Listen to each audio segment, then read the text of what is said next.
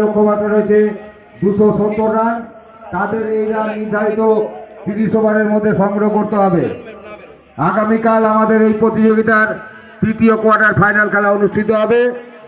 পরস্পরের বিরুদ্ধে প্রতিদ্বন্দ্বিতা করবেন VRS ক্রিকেট ক্লাব সমস্তিপুর বনাম WCA মধ্যপ্রদেশ। আমাদের এই প্রতিযোগিতাকে সার্বিকভাবে সফল করে তুলতে জেলার বিভিন্ন বাণিজ্যিক প্রতিষ্ঠান এছাড়াও আরও অনেক শুভানুদায়ী ব্যক্তি বিভিন্নভাবে তারা তাদের সাহায্যের হাত বাড়িয়ে দিয়েছেন। আমরা তাদের প্রত্যেককে কালীতলা ক্লাব এবং মালদাবাসীর পক্ষ থেকে আন্তরিক কৃতজ্ঞতা জানাই।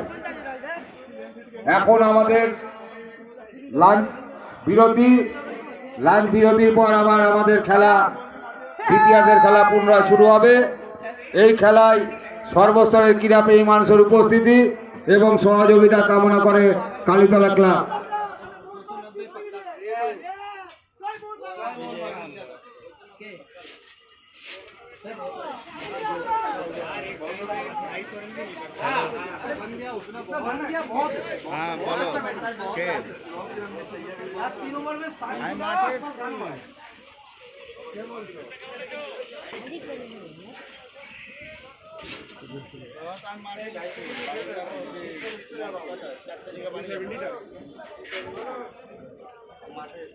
চালাচ্ছিলাম